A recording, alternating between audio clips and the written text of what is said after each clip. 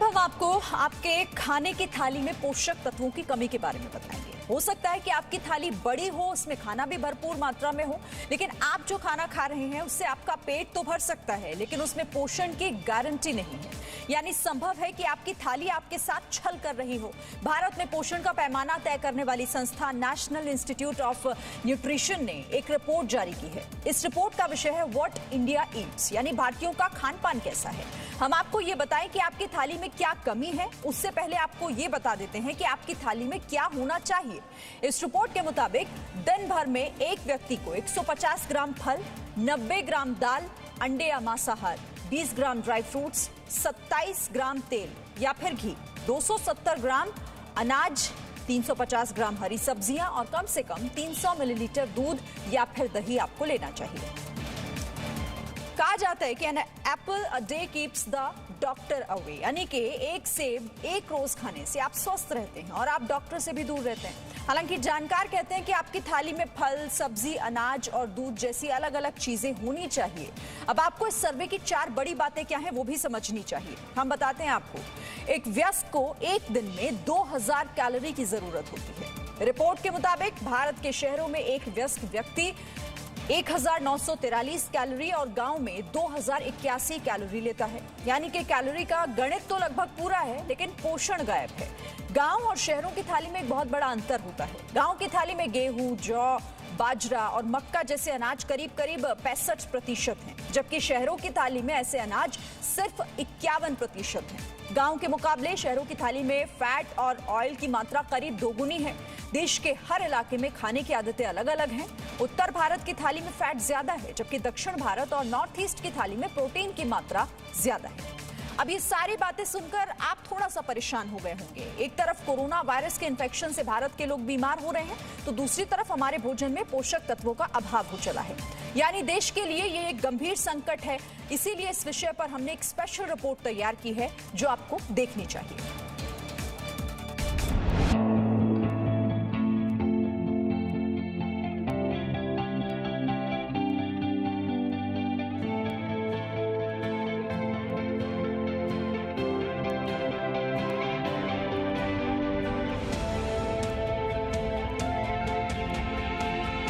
भारतीय गृहिणी के मन में रोजाना आने वाला सबसे बड़ा सवाल, आज खाने में क्या बनाया जाए। खाने पीने पर रोजाना चर्चा करके मेन्यू तय करने वाले हम भारतीयों के मन में भोजन के बारे में सोचते ही स्वाद का ख्याल पहले आता है और सेहत का थोड़ा बाद में। प्रायोरिटी तो टेस्ट को दी जाती है, लेकिन हेल्थ का भी ख्याल रखा जाता है। टेस्ट के साथ साथ हेल्थ भी सही रहनी चाहिए। मेरे प्लेट में बिरयानी होगी, तंदूरी होगा, चिकन कौरमा होगा और तंदूरी नान होगी। अच्छा। ये सब मस्ट है मेरे लिए, अगर मेरे मन का हो तो। मैं और मेरे हस्बैंड बहुत लाइट खाना पसंद करती हूँ और मैं चाहती हूँ कि हेल्दी हो। दाल रोटी खाओ, प्रभु के गुण गाओ। भारतीयों के खान पान को मोटे तौर पर इस एक कहावत से समझा जा सकता है। लेकिन अब भारत में ही की गई एक रिसर्च ये बताती है कि भारतीयों की थाली भरी हुई तो होती है, लेकिन पोषक नहीं होती। स्वाद से भरी हुई लेकिन पोषक तत्वों के मामले में खाली इस थाली का नतीजा ये है कि भारत में मोटापा बढ़ता जा रहा है। नेशनल इंस्टीट्यूट ऑफ न्यूट्रिशन की हाल ही में जारी की गई एक रिपोर्ट के मुताबिक पेट के घेरे का मोटापा यानी तोंद, जिसे डॉक्टर सबसे खतरनाक मानते हैं, ऐसे लोगों की संख्या शहरी भारत में 53% है। इनमें से 61% उत्तर भारतीय तोंद वाले मोटापे से ग्रस्त हैं और 42% मध्य भारत में। तोंद वाले मोटापे के शिकार लोगों की संख्या गांव में 18% के लगभग है, जिसमें से 25% दक्षिण भारत में और सबसे कम 11% पूर्वोत्तर भारत में है। अगर आप जानना चाहते हैं कि आप मोटे हैं या नहीं, तो इसके लिए आपको अपना BMI यानी बॉडी मास इंडेक्स चेक करना चाहिए। इसका फॉर्मूला है वजन किलोग्राम में नापें और लंबाई को मीटर स्क्वायर में नापकर इसे आपस में विभाजित कर दें।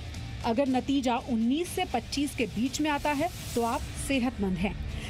लेकिन अगर नतीजा 19 से कम है तो आपका वजन कम है। लेकिन अगर नतीजा 25 से ज्यादा है तो आप मोटे लोगों की श्रेणी में आते हैं।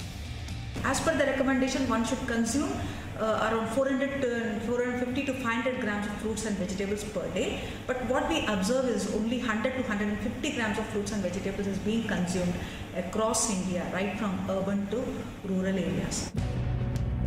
आमतौर पर भारतीयों की थाली में अगर रोटी और चावल ना हो तो उसे संपूर्ण थाली ही नहीं माना जाता। सस्ता होने की वजह से भी भारतीयों के खाने में रोटी और चावल की मात्रा ज्यादा होती है और बाकी सब चीजें कम।